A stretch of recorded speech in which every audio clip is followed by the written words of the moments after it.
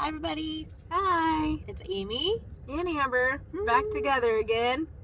And we have a fun story today.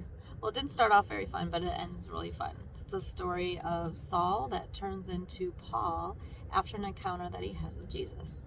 So we're going to be reading today from the book of Acts and to tell you a little bit about how cruel Saul was until he encountered Jesus on his way on the road. All right. So we're going to read Acts 9, 1 through 9. It's called Saul's conversion. Meanwhile, Saul was still breathing out murderous threats against the Lord's disciples. He went to the high priest and asked him for letters to the synagogues in Damascus, so that if he found any there who belonged to the way, whether men or women, he might take them as prisoners to Jerusalem.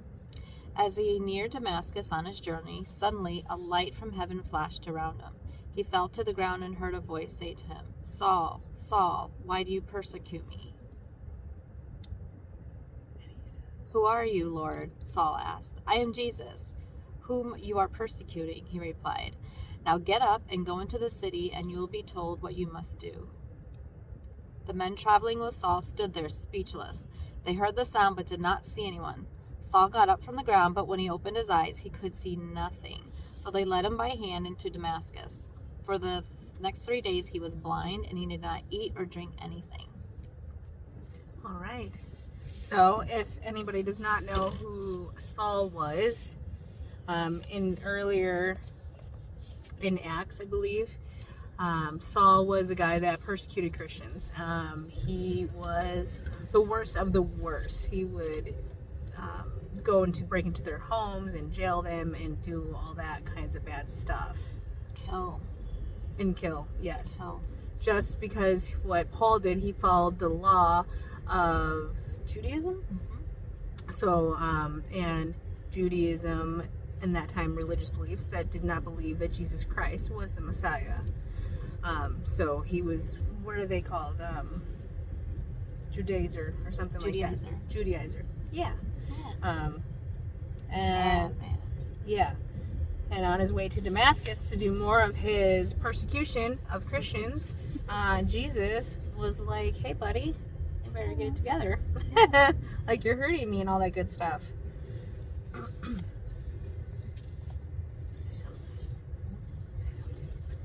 Yeah, so then after he meets Jesus, he goes blind for a few days. They describe like whatever's over his eyes are like scales. So like scales, I'm not sure, but it sounded gross and how scary. Like, okay, I'm killing people, I'm doing all this bad stuff and persecuting people because they believe that Jesus is the Messiah. And then lo and behold, walking to persecute some more people, and a light comes and here's Jesus. Mm-hmm.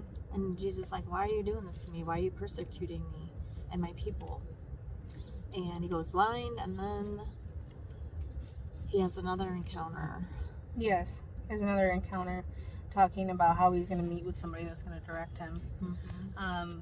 What I feel like this shows us in the Bible, like learning about Paul's different ways, like how he was in the past, like the saying, like, who I am or who I was ain't who I am. You know, Paul was a bad man, and he was a sinner and changed his life and gave it to Christ. And then he wrote like a third of the New Testament. Mm-hmm. He wrote a lot of the New Testament and gives all the glory to Christ, you know. So I feel like whatever you are going through, whatever you think that you're not worthy or good enough for Jesus is false, because the worst of the worst can be brought back through Jesus Christ. Yeah, so no matter what your sin is, it's nothing compared to what Saul was doing before he became Paul and he got a new name. He was killing people and blaspheming the name of Jesus. And so if Jesus can be converted and forgiven, then Paul can be converted. So can we. There's nothing too big for God to handle. Not at all. Nothing. If anybody has any questions regarding any of that kind of stuff, or you feel like you need prayer for healing and just salvation, please put a comment down, and we will definitely pray for you. And we can reach out and personally chat with you if you would like to. With that, we hope this was encouraging, that there is a chance for everybody. Everybody will be given a chance. Everybody has a chance. You just have to take that first step. And let me tell you, it's great. It's a good first step, and things do get better throughout time. Love you. Love you. Have a good week. Bye.